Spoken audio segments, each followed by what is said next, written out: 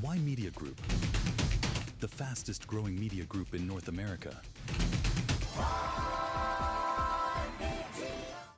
Media foreign policy report ਦੇ ਵਿੱਚ India ਨੇ ਅੱਜ ਕਲੀਅਰ ਕਹਿ ਦਿੱਤਾ ਹੈ ਕਿ ਇੰਡੀਆ ਪਾਕਿਸਤਾਨ ਦੇ ਵਿੱਚ ਕੋਈ ਵੀ ਟਾਕਸ ਸਿਰਫ ਬਾਇਲੈਟਰਲ ਤਰੀਕੇ ਨਾਲ ਹੋਣਗੇ ਤੇ ਕਿਸੇ ਵੀ ਨਿਊਟਰਲ ਕੰਟਰੀ ਜਾਂ ਥਰਡ ਪਾਰਟੀ ਮੀਡੀਏਸ਼ਨ ਨੂੰ ਮਨਜ਼ੂਰੀ ਨਹੀਂ ਮਿਲੇਗੀ।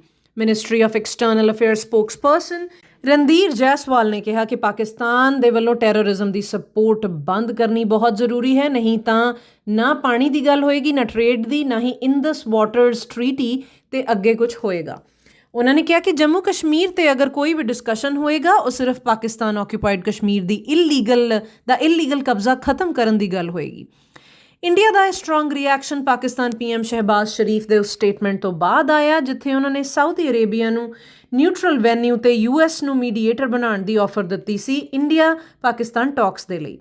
ਸ਼ਹਿਬਾਜ਼ ਸ਼ਰੀਫ ਨੇ ਕਿਹਾ ਸੀ ਕਿ ਏਜੰਡਾ 'ਚ ਕਸ਼ਮੀਰ, ਵਾਟਰ ਟ੍ਰੇਡ ਤੇ ਟੈਰਰਿਜ਼ਮ ਇਨਕਲੂਡ ਹੋਣਗੇ।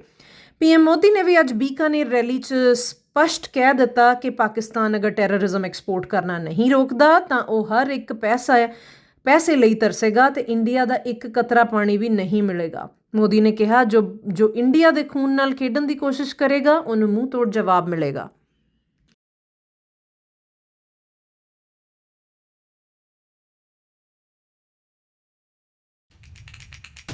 Why Media Group?